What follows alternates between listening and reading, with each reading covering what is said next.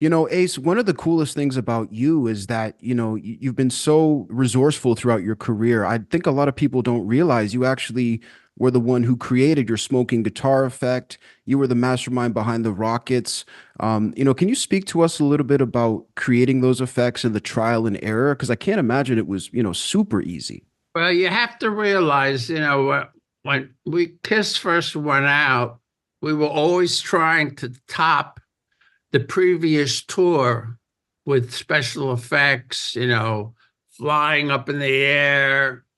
So, the same process was going on in my head when it came to my guitar. I first came up with the idea to do the smoking guitar on our very first tour, and I put smoke bombs inside the little compartment in a Les Paul, and I used to light it with a cigarette lighter, but it ended up screwing up all the volume and tone controls.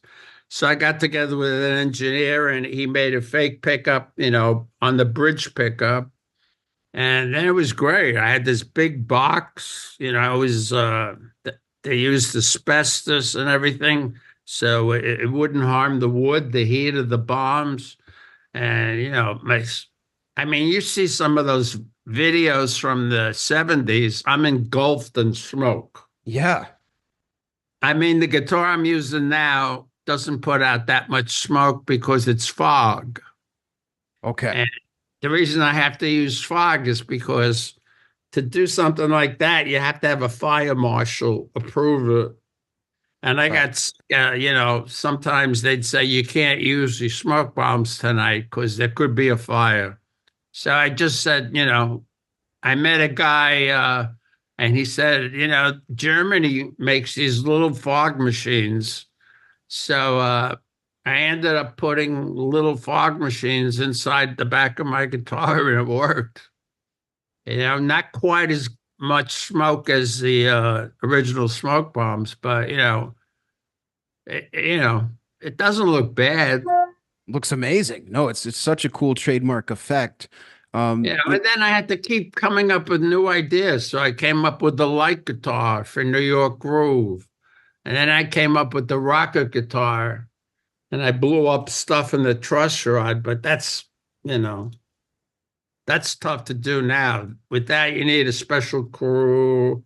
You got to be playing arenas. I can't afford to put on an elaborate show like that at this juncture. And then I'll never forget the last one of the last tours I did with Kiss.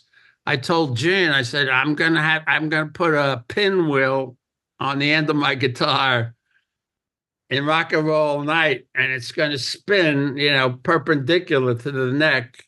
And he goes, no way.